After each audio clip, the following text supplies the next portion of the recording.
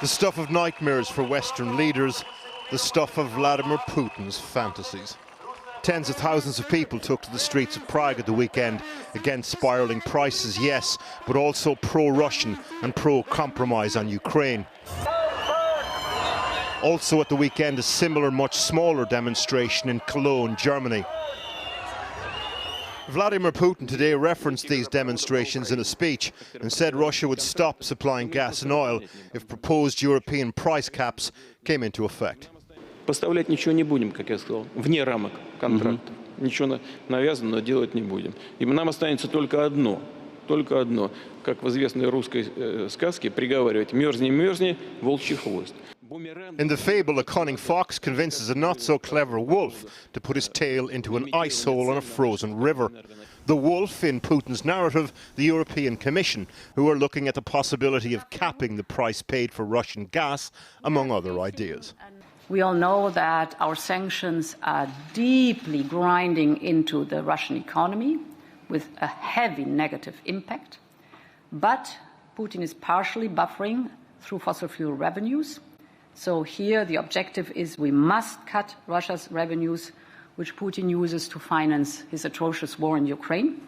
Getting a price cap through the Council won't be straightforward, and spiralling revenues from oil as well as gas are for now insulating Russia from the sanctions effect. When it comes to Russia's oil export market, it's boom time.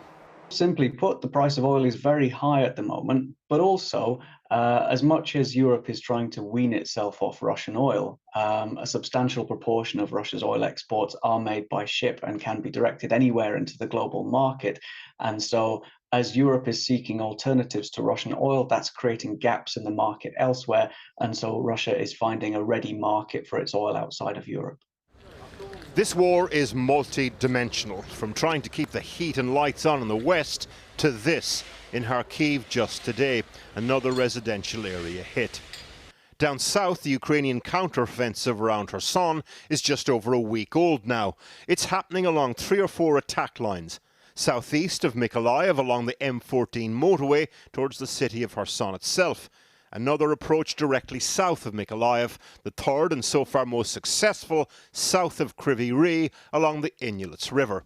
But in the last 48 hours, other limited counter-offensive operations appear to be taking shape, pushing into Russian-occupied territory southeast of Kharkiv and Donbass, northeast of Slavyansk. And these are the images from Slavyansk today. Firefighters search for the missing under the rubble of a house hit. The cost, the crisis of living and of dying.